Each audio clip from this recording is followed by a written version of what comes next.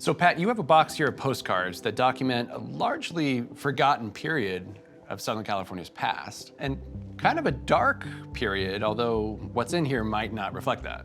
It's a period that the city fathers and the local leaders at the time would just as soon forget, when Los Angeles and Southern California was part of what was called the sanitarium belt, when people with tuberculosis came here to get better.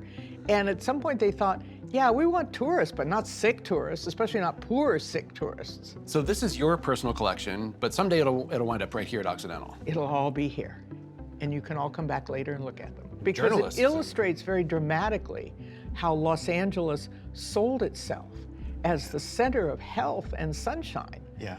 But then things went a little bit off the rails. The first real tourist guide to Southern California 150 years ago had a chapter called Southern California for Invalids. So already there was a sense that come to Southern California if you're sick, and we're going to make you well just because this place is a sunny paradise. This is around 1875 when really the California tourism industry took off. It was did. the moment where California was linked with the rest of the nation through the... By the railroad. Right. And then it was Katie bar the door. Everybody came here to have a look.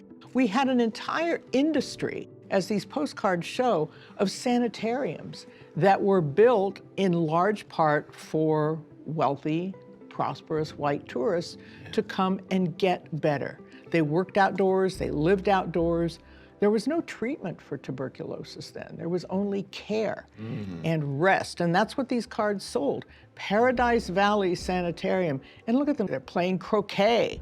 The beneath these grounds pepper are trees, yeah. beautiful, with the pergolas covered with flowers.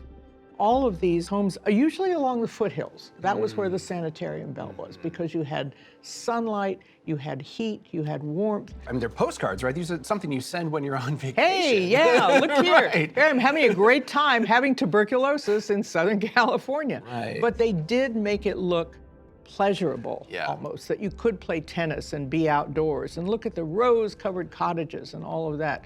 There was the sense that the sunshine could cure it, or that could at least abate the symptoms. This was the great trick that Yeah. Southern California and the Chamber of Commerce pulled. In fact, two of the leading figures of the Chamber of Commerce in Los Angeles both came out here with tuberculosis and felt so much better after a time here that they decided they were going to promote this product. And what was the product? We didn't pay anything for it. It was the sunshine. It came right out of the sky.